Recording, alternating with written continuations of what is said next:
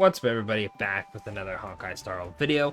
In this video, we're going to talk about something that is somewhat true for Genshin. The reason I say somewhat is because I could be a little wrong. I haven't played Genshin in a minute, but when I did play, this was a thing, and it looks like it might happen to Star Rail, which would be rather unfortunate. But before we get into that, I will be talking about spoilers, so if you don't want to get spoiled when I start to talk about them, go ahead and click off the video. However, I will talk about the big meat of the video beforehand. So if you want, you can still comment. And of course, don't comment about spoilers. That's not cool. I actually didn't get spoiled on anything for Penacony's story, but when I did finish it, the first image I saw on the internet was probably the biggest spoiler of the update, and I was like, damn, I can't imagine if I didn't finish it. Like, if I went to the bathroom or got something to drink, I open my phone, checking Twitter notifications, or open up YouTube, and it got greeted with that, it would suck. So, be mindful. But let's get into the video. So this video is going to be talking about playable characters who are dead in the story, or the main villain characters. Now, the reason I'm lumping them together is because with a main villain character such as Fantilia or Cocolia, they haven't been playable, right? And there are characters that have a gray line, such as Kafka, Blade. I know that Genshin has the Wanderer and Child. They're technically villains. I know the Wanderer has this whole arc, right? But they're technically villains, and you can pull for them, right? But they also don't really count as villains, because Child obviously isn't, just stabbing people out in broad daylight. Fantilia, if you ran into her, you probably wouldn't live, So, when I say main villain, I mean truly the big bad. I'm talking Frieza and Dragon Ball-esque kind of thing, right? Now, Cocolia has a model in-game, right? She has her transformation, which I highly doubt will ever be playable. Maybe if she becomes playable, we'll get an ult. But Cocolia has a character model that if, let's say you modded it into the game, I wouldn't think anything of it if I didn't play Star Rail. I think it's just another character, right? They could easily make Cocolia playable. They have all the assets. They have animations for someone. They would just have to work on the ult a little bit, and they could easily drop this character as a filler. Now, there's another character in Genshin with a similar fate, and that is Senora. I believe I'm saying her name right. She was out day one. I remember I was like, dang, I kind of want this character. Maybe I'll save up after I get Venti. And then I know Zhongli was another character I liked that I ended up pulling for. And I was like, all right, I might save for this character. She's cool. She probably uses a catalyst. And she's, I think she was confirmed to be fire, or hinted at being fire at that time. And I was like, I love fire. Red's my favorite color. W, saving this for this character. And then you get to Inazuma and she's dead. However, I didn't think anything of it. I was like, okay, who cares if she died? They could easily make her playable. And she's still not playable or has anything to do with any leaks that I've ever seen for Genshin. So I highly doubt she's going to be playable. And that sucks. A lot. Now, Genshin, from what I remember, doesn't have any true villain characters that are humanoid yet. So, unfortunately, we can't really grab that as oh, well, Genshin doesn't have any villains either. They kind of just have no dead characters, right?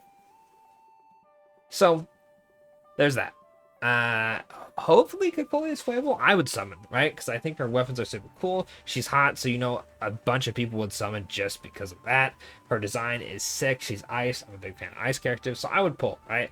But I'm not getting my hopes up, because the second she died, I was like, okay, well, until they drop a character who's already dead in the story, I'm not going to hold my breath on her, which does suck, because that means when a character dies, let's, for example, use Bronya, right? Let's say that Star Rail is only on the first world.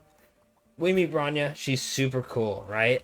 She's not out yet. We're thinking, okay, maybe, next banner, because the story's ending, or a banner or two after that, when they get whatever, character stockpile they have going, and then we do new characters, and then she dies in the story. Right? Now, most people's first reaction would be, oh no, Bronya was so cool. She's such a sick character. It sucks that she died, we'll avenge her, all that stuff. My first thought would be, damn, she's not going to be playable. I won't be able to summon for her. That sucks. And, that kind of takes it out for me, right? Obviously, if Bronya died in the story, that'd suck. That'd be sad. But I'd be more concerned with the fact that you can't play as her because we don't have playable characters who have died, right? At least so far with like cocolia. And technically there is Ting Yun who you could argue, right? But we don't know if she's like dead or missing, right? So I don't know if I can really count that, right? I will get into something later with story spoilers about that as well. But yeah, no, we can't be too certain on Fantilia and Ting Yun's situation yet, but we can be certain that Cocolia is like straight up dead.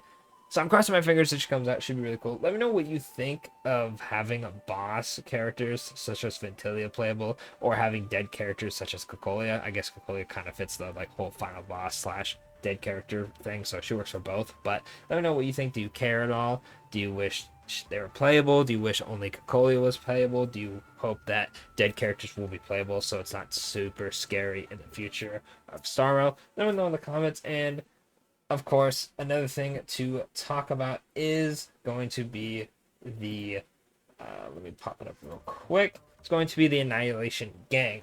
Now, I would count these guys as true villains, right?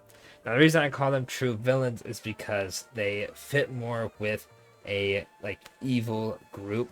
They want destruction, they want to kill people, and they're not a morally gray scale, right? It's not like the Star Hunters were like, yeah, they kill people, but they also like, you know, save people. Like they could easily just been like whatever. They kind of just follow what Elio's doing. These guys, if you pulled up at them on an alley, you know, start praying because they're probably gonna kill you, right?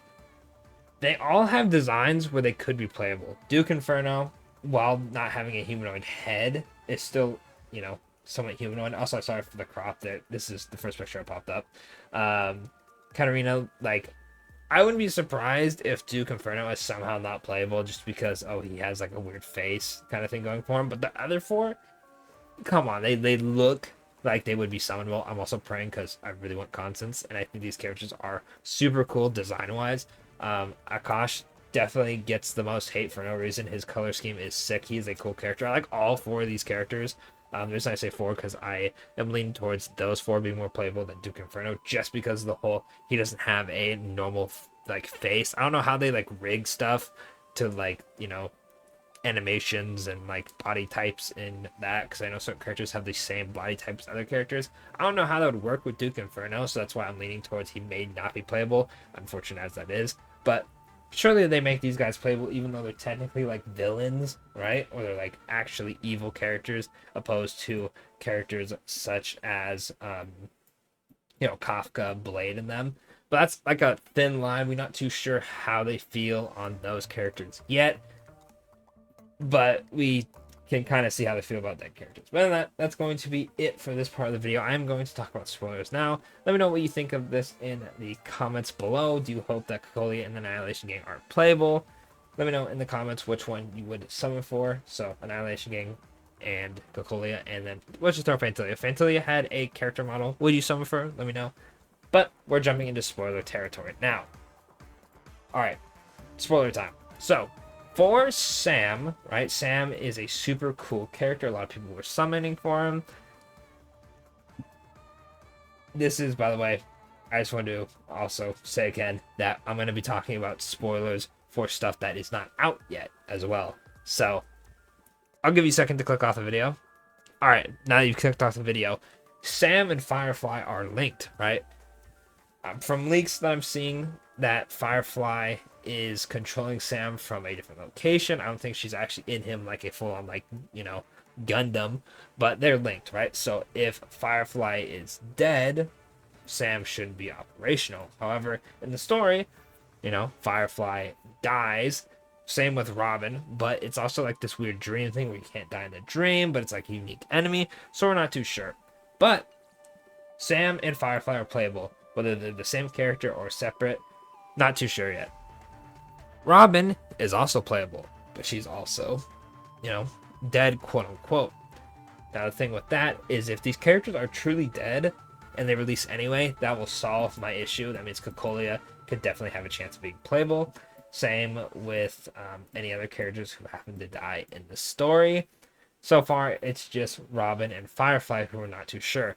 Now, another character to mention is, of course, our good friend Duke Inferno. Now, Duke Inferno unfortunately does die in the story. However, we do not know if the other four are dead or not. At the moment, we just know Duke Inferno is dead.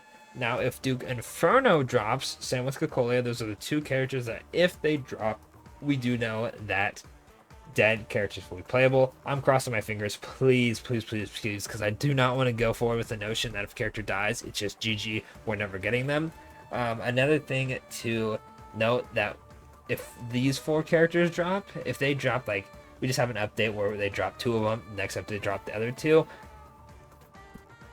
Duke Inferno, like, that might be a bad sign. That could be a bad sign if they skip Duke Inferno when they start dropping these four, that they're not going to drop dead characters, right? But we will know for sure when we get farther in the Penacony story. If Firefly and Robin are truly dead, then, you know, we're in business. They're already playable. Their IDs are in it. I'm pretty sure we even have, like, Sam's model was leaked. Now, another thing I want to talk about is main villain. Now, the main villain of Penacony, to some, would probably be Sparkle, but she's just kind of like a follower of Aha, I believe is how you say his name. She's just causing mischief and doing stuff, right? The main villain, in my eyes, Sunday is kind of sketchy, right? Super sketchy after that last cutscene. I wouldn't be surprised if he ends up being the main villain, kind of like Cocolia. But the thing is, rather recently, he was found out to be playable. He has a playable ID. So, in one fell swoop, if we get Cocolia, Duke Inferno, or if Firefly and Robin are dead, one of those two, then we will have confirmation that dead characters will be playable. Then, if it turns out that Sunday is the main villain, you know, plotting some weird stuff, right? And he is already confirmed playable, we'll get main villains, which also lets us have a chance at Cocolia being playable. And then maybe in the future we get a Fantilia, or maybe we end up getting, like, the Aeons, like the Nuke playable, and like a more human, well, I wouldn't say the Nuke's not human, but like in a more, like, not giant god entity looking form, we get more of a playable character form. So that would be good going forward, because that means they could open up a ton of possibilities. We don't have to worry about, oh, they're the main villain, or oh, they're dead. I'm crossing my fingers, right? We should know about this very, very soon via leaks or story updates. But other than that, that's pretty much going to be it for the video. Let me know what you think in the comments. Do you want any of these playable characters? Would you skip them? You know, do you not care about if a character dies or not playable? Let me know in the comments, and I will catch y'all in the next video. This is a topic I'm very interested about, just because, like I said, big fan of Cocolia, and I would hate for her to be locked behind just a boss enemy for the rest of, you know, Star Rail's life. That's why I always want to know people's opinions on it, because I've seen a lot of varying opinions on this topic. That's probably why I've repeated, you know, let me know in the comments so much this video. It's just a topic I like to talk about. It's a very easy topic to talk about as well. It's not anything controversial like, oh, I think this, you know, set is better on this character. It's just opinions, which is nice to talk about. But in that, I'm going to end the video there. Thanks for watching. I'll catch you on the next Star Rail video.